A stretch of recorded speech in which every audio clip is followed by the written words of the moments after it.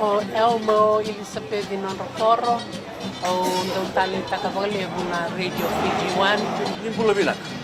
Ayongo ero ni mainandi. Ondo talenta kana varro ngana ndomo bitu na Radio Fiji One. Set. Oya welina kumaimbulu mayobe ambotele. Ondo talenta kana varro ngana Radio Fiji One. Na ndomo ibiti na wonga ni biyani. Bola na dango ngao tsetsia bala.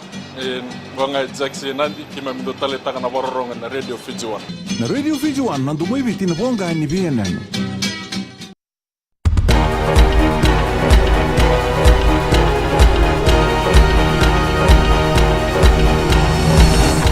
Ni sambulu binaka se koengo na boleleka ni nonda itukutuku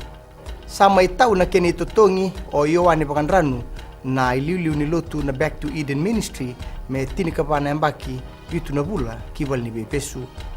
paritaki na matebele welebu ni mbudhina o elomana o bakandranu me kudu birau na ngone lewa karau lewe ni lotu kama itamusuka na non robuli ena ngauna ero fomu ono kina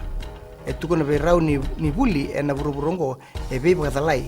ka tukun telanga ni okoya watin rau ka non rau buni wa telanga sana bangataka eloma ni bali bebesu tini ka rona mbaki rona bula ni sember ni soli be koya nangalala medakataka tumba nama ki mesana tambaki endo na labo na nondo bonua ka na tambaki tiko kina o Ben Ryan ke ir na tini ka tulna dorbo kararawat na metali kola en sot lebu ni Olympic Games kila kasa mtakitiko ni na boy durungo en andua na noti vitu na dola kasa wandi takan Reserve Bank of Fiji wandi tekitelangani tukutuku ni na sianga walangani tiko en noti vitu na dola wo ka sana mbau tonga itelanga en 5 senti wo ka na tegi wanataki en mbaki katumai waritaki en andua na ribote ka soli na World Bank ni namaki mana tumbu tingana nondambula boy labo na tulna mbaki katumai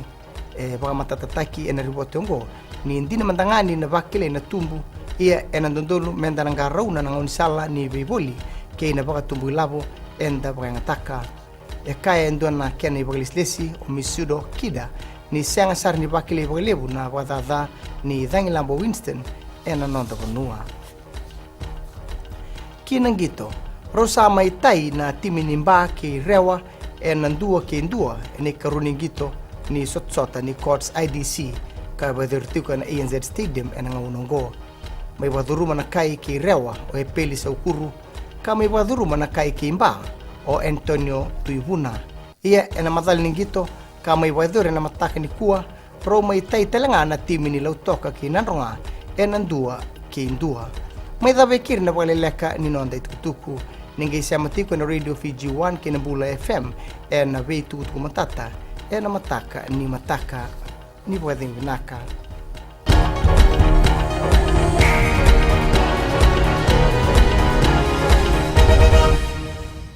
Bulan ko salo mitinay korbotan ando talita na varong na Bula FM namban dua na sere Dolvina wa saukuru todo talita na Bula FM Nimbula narango labinya to ken korro en kasi ando bakro ngan Bula FM namban dua na sere Bula binaka ya makereta mainandi Naisbea ng Bula FM namban dua na sere Pa korbo ta sanga tailen don station ni rolerua en namban dua ng Bula FM namban dua na sere Bula FM namban 2 na sere